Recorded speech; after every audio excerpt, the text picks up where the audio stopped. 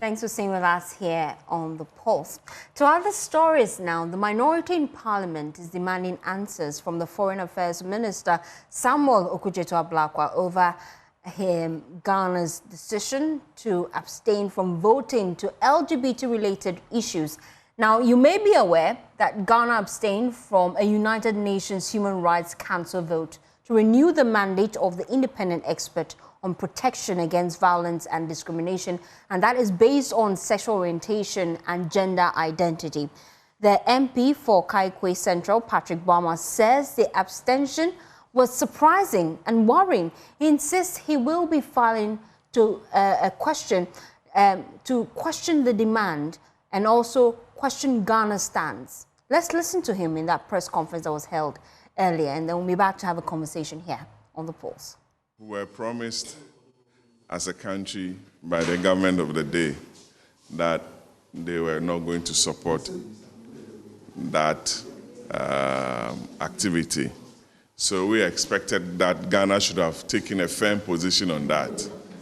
And I was a bit surprised to have seen that Ghana abstained. So we'll be asking the Minister of Foreign Affairs and representatives of government as to why Ghana abstained. I intend filing a question to understand the basis of the abstinence. Thank you. There are those who say that Ghana has always been non-aligned with some of those stances, and maybe it was just diplomacy at play, and Ghana just did not want to play out its cards. What do you make of that? Oh, we've been non-aligned on particular foreign policy matters. There's not a foreign policy matter. There's a cultural issue, value issue, constitutional issue, things that are alien to our culture and our well-being. And if you read our constitution, our cultural values are part of our constitutional establishment or provisions. So we thought the government, having been very firm, loud during the campaigns, ought to have sent the right message to Ghanaians that yes, we campaigned that we're not going to accept those tendencies, and that when we get the opportunity to be in government, we are going to ensure. So it was a clear opportunity for government to demonstrate to the world a position on this very important matter. Well, the Foreign Affairs Minister has been providing answers. Samuel Ablakwa has refuted what he described as misleading media reports purporting that Ghana had compromised its stance by abstaining from a crucial vote on an anti-homosexuality motion tabled at the United Nations. According to the diplomat, the motion before the international organization had nothing to do with a human rights question. Instead, he says it was a question on extending the tenure of some experts on the Human Rights Council. Speaking at a brief commissioning ceremony for Ghana's new representative to UNESCO, Samuel Ablakwa stated that President Mahama will not backtrack from values that are alien to Ghanaian culture. Here's head of our Foreign Affairs desk, Blessed Suga, with details. Blessed, thank you so much for joining us. Tell me, why exactly is the minister concerned about the recent media report on Ghana's vote at the UN? Well, that's right. A couple of hours ago, the Foreign Affairs Minister, Samuel Ablakwa, actually commissioned a special representative to UNESCO. Is the reason for which the minister is taking the opportunity now to respond for the very first time to circulating news reportage that appears to indicate that the Foreign Ministry, and by extension the Republic of Ghana, participated in a voting, a crucial one, of course, that bordered on anti-LGBT rights. Apparently, the minister says that's not the case, because at the United Nations, his briefings, and clearly checking from the records, there's a clear indication that the vote that was taking place at the United Nations had to do with the renewal of mandates for some independent experts that were going to work with the United Nations Human Rights Council on the protection of rights for individuals. He says that that was the motion, and the motion had absolutely nothing to do with whether or not a human rights question should be considered by the international body. That's the reason for which the minister, during that ceremony, decided to take the opportunity to indicate clearly by stating that President John Dramani Mahama is unwavering in his position on anti-LGBT matters, and of course a clear order to this new envoy that will be representing Ghana at UNESCO to equally reflect same to the world. The minister has also been indicating that from his perspective the media ought to review this very document and motion that was tabled at the United Nations. We can listen to the concerns of the minister, plus why he believes that Ghana would not change its approach on this matter. The Ministry of Foreign Affairs has observed that there are misleading reports in sections of the media that Ghana has abstained from a vote on LGBTQ++. The ministry wishes to state for the record that there was no vote on support for LGBTQI++, for which Ghana abstained. So let's get it clear. There was no vote on support for LGBTQI++, for which Ghana abstained.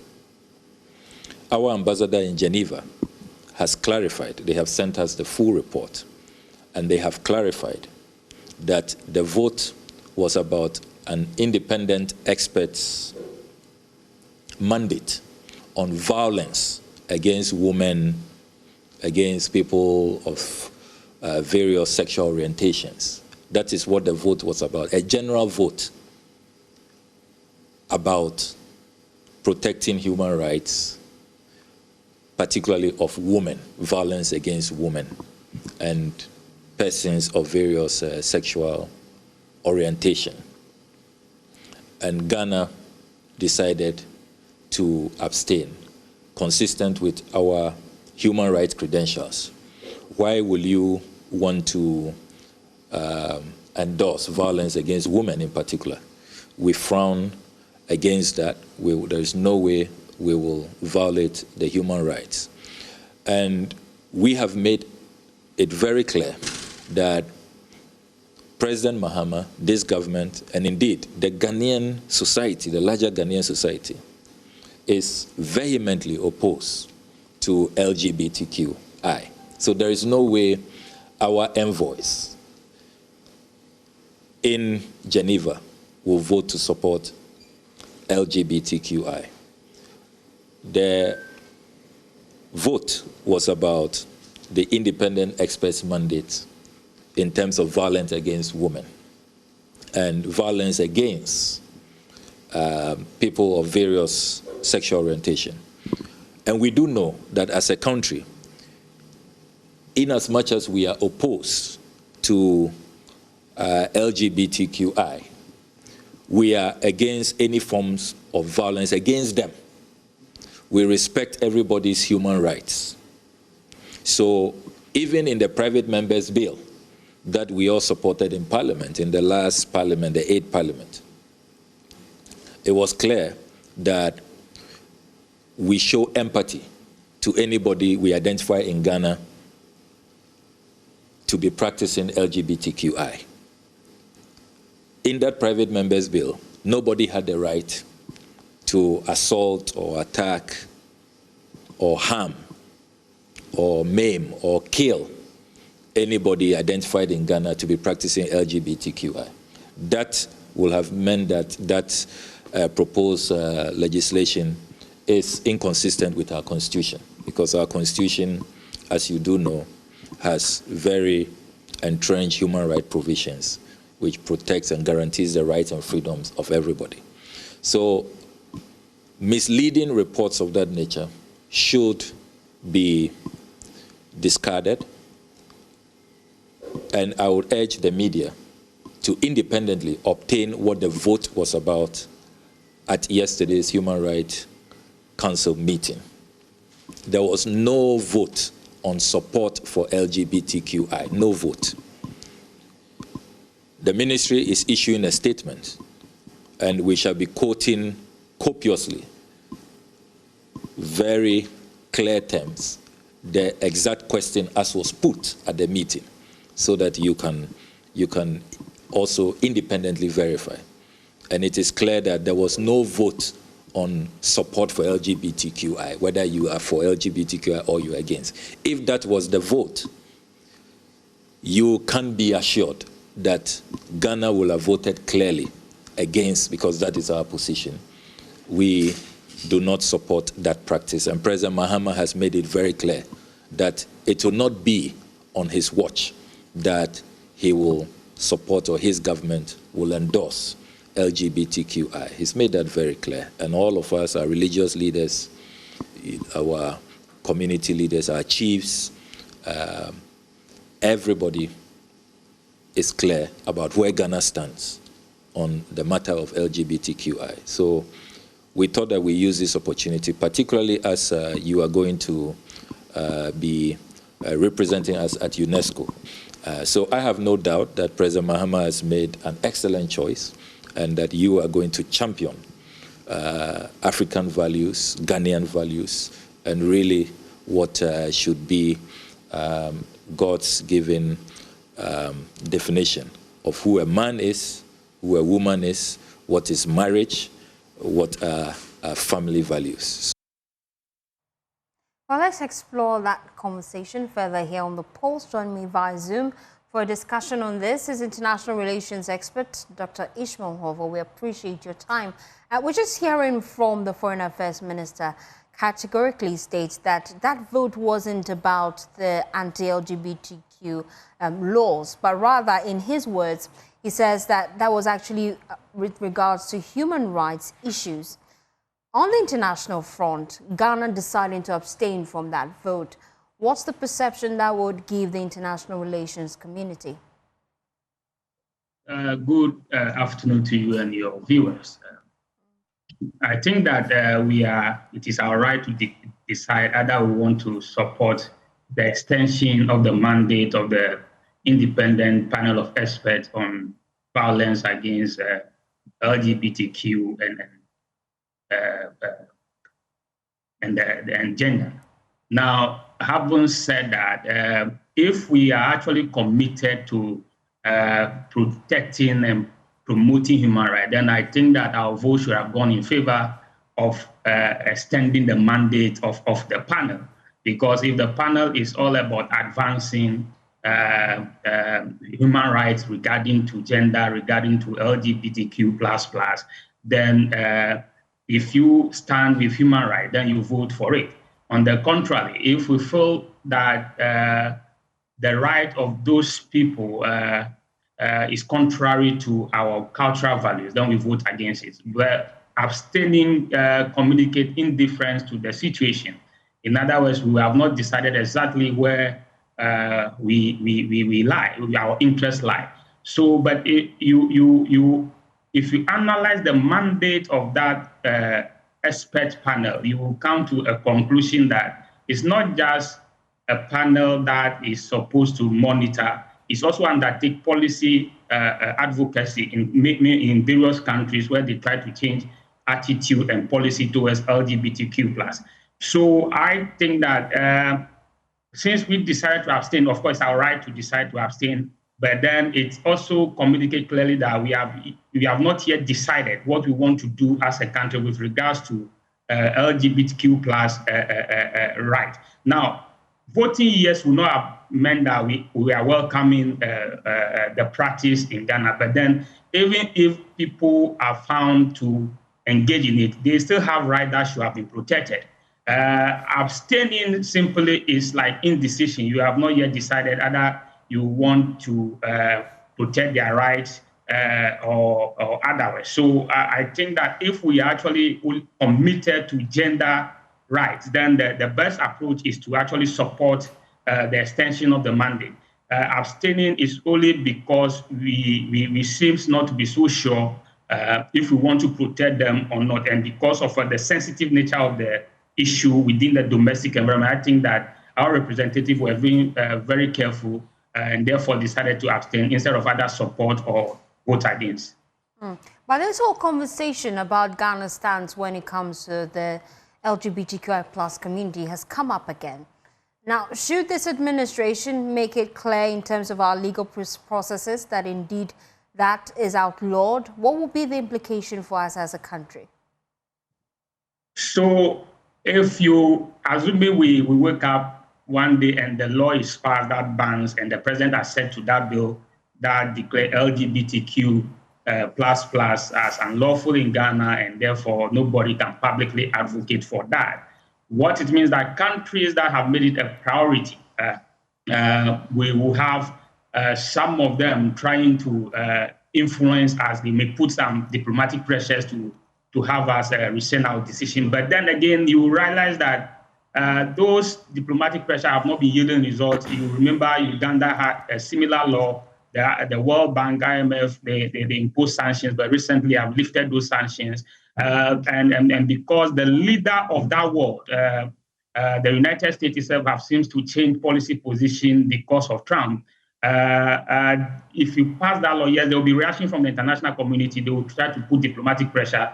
But then at the end of the day, because of the peculiar nature of the global system now, those diplomatic pressure will just fade away soon, and you'll be free to conduct whatever you want to do.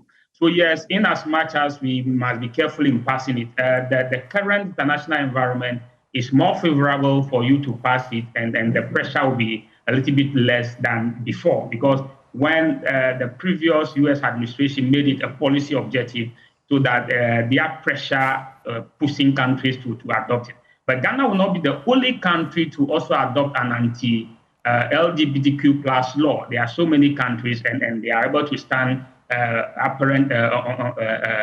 based on their cultural values and insist that is contrary to their culture. So yes, there will be diplomatic pressure. There will be some threats of economic sanctions here and there. Some will be materialized. But then if you persist and that's what you want to do over time, given the nature of the world, those will fade away, and you'll be fine to continue to do business with the rest of the world. But on those who practice it, then it will be difficult for them to have certain business interests in Ghana. They may not be so welcome into your space, because then they will feel frightened, they will feel persecuted, and so forth and so on. But having said that, I think that the laws are such that they don't actually monitor people in their bedroom, so that you say that I think Ghana's the last law that was in debate was not criminalizing it in your bedroom, but you cannot promote it publicly, and then that is where I think Ghana's law stands. So yes, if we pass it, there will be some pressure brought to bear on us, but then at the end of the day, given the current geopolitical situation, you may be able to weather the storm and move on. Doc, stay with me, because I want to get your brief reaction to the story I'm about to play. The minority in Parliament, they're accusing the Minister of Foreign Affairs of battering Ghana's image abroad with what they claim are questionable decisions. According to the NPP group, the Foreign Affairs Minister does not have the tact required of a diplomat. They cite the decision on the chip embedded passport program, which they say was conceived by the erstwhile Akufo-Addo government, but bundled by the new government, leading to several citizens stranded. Well, let's listen to the Deputy Ranking Member on the Foreign Affairs Committee, Nana Asafo-Adjei. Since independence, the historical record shows that Ghana has earned global respect by speaking with a steady and principled voice abroad. Successive administrations, regardless of party, have treated diplomacy as a national trust, not a partisan tool. The minority has observed that Ghana's long-standing diplomatic continuity now hangs in the balance. Ghana's reputation abroad has never depended on personalities. It rests on the principled, disciplined work of foreign services institutions. Today, since Honorable Samuel Okudzeto Ablakwa assumed office on the 7th February 2025, the minority and Ghanaians globally have observed and witnessed a troubling drift away from the tradition I earlier on mentioned. Going government secured supplier credit, completed all testing, and formally launched the project on 2nd December 2024, including procuring of 50,000 booklets and standing order of 200,000 more. You can reference this on the Ministry of Foreign Affairs press release. You can also look at the Ministry of Foreign Affairs contract CEP 2111. When the new minister staged a costly relaunch on the 28th April 2025, an event that alone cost the taxpayer $1.2 million. It failed to increase printing capacity or paper supply. Within 8 weeks, the passport office was sitting on 32,467 unprinted applications. 68% of applicants had waited more than 8 weeks despite paying for 15 days express services. Well, he also talked about the closure of Ghana's embassy in the U.S. and the hardship it occasioned for Ghanaians in the U.S. Indefinite closure of the Ghanaian embassy in Washington, D.C., pending an alleged fraud probe regarding one single staff member. By dawn 26 May 2025, the embassy doors were closed and 437 confirmed applicants for the week had been cancelled. Among the stranded was Mrs. Ajua Mensima, whose plea for the return of her passport so she could bury her grandmother went viral within hours. You can check this on Ghana Web 2. In 3 days, the minister's decision had cost Ghana over $38,200 in expedite services fees and forced at least 112 travelers to miss their connecting flight. Stranded consular protocols calls that for sanitation of the front decks and continuing skeletal consular protocol calls. But the minister instead closed a spectacle of closure or issued a spectacle of closure that punished the innocent and embarrassed the state without explanation. The mission reopened on the 30th of May 2025, and the matter has since been shrouded in silence.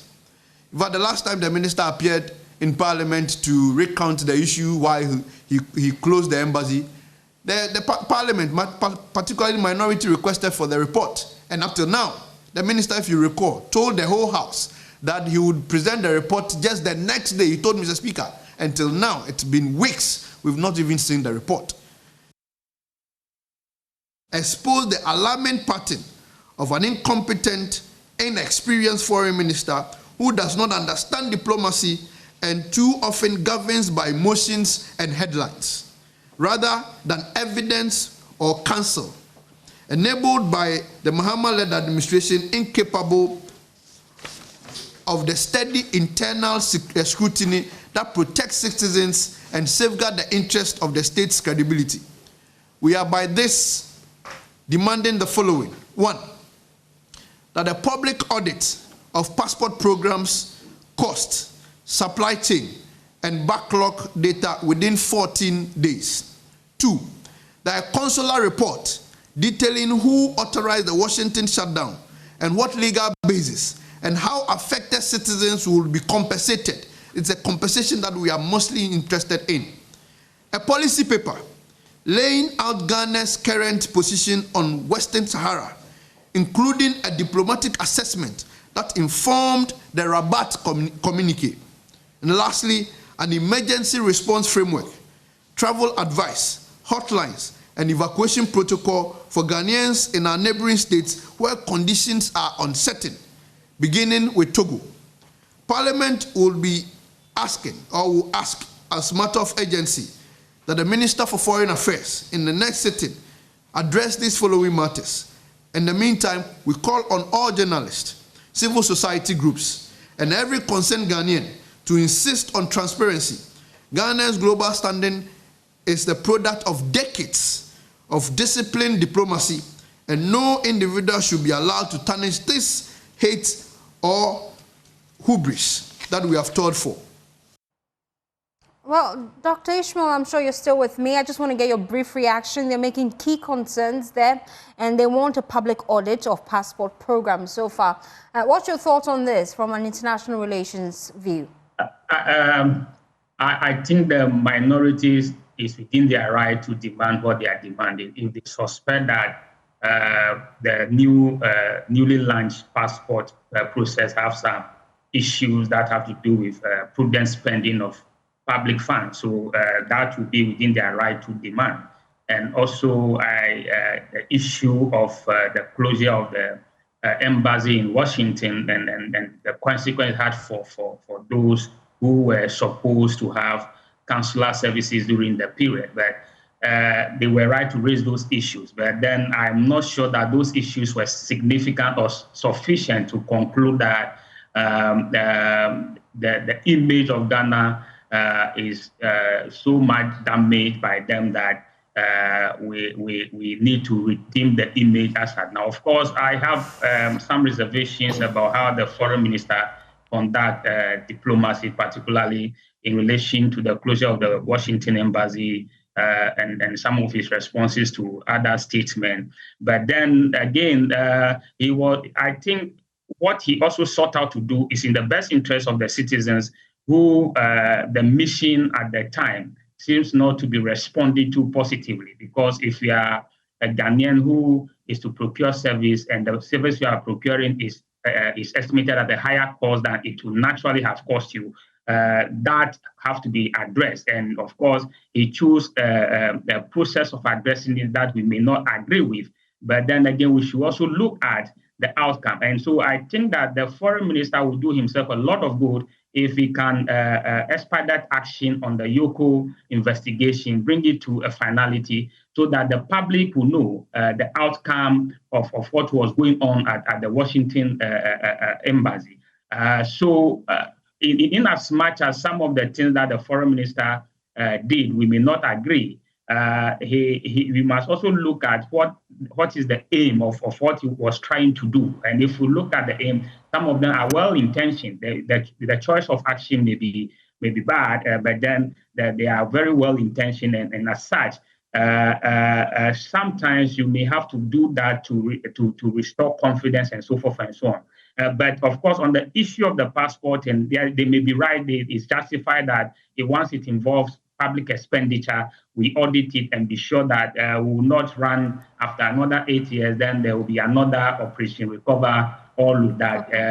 Here and now, we are demanding that whatever we see as not in the best interest of the public is audited, and if there's something out of it, we deal with it. So yes, there are some actions that he needs to take. For instance, the issue of how do you deal with people in our neighboring country that was having issues some weeks ago, where the embassy and the ministry was slow to react to. These are issues that he can improve upon. These are issues that I think that the minority have legitimate concern, and the minister should respond to them and bring some finality to it. Of course, the Togo issue, I understand, particularly this government, it's always going to be difficult for them because on one hand, the minister himself happened to be from an ethnic section that has an interest in the Togolese issue. So his response will be minded. I think that, well, of course, travel advisory, safety measures would have been a better option. But then the quiet nature of his response is also because the issue of Ewe nationality, Ewe ethnicity has always been part of Ghana's challenge with Togo, particularly with the current crop of leaders in power. So remember during Rawlings' time, because of that ethnicity, Ghana-Togo relations have been very, very, very, very strained at that time because of Rawlings being ethnically aware, and of course Okudjatu being one ethnically aware, would have to tread a very cautious path in trying to meddle in the Togolese issue. Because Togo is an ethnically divided country, and their politics sometimes play along those ethnic lines. So yes, But taking care of the interests of Ghanaians should be of paramount interest to him. Thank you so much for your time here on The Pulse. Dr. Ishmael Hovo is an international relations expert.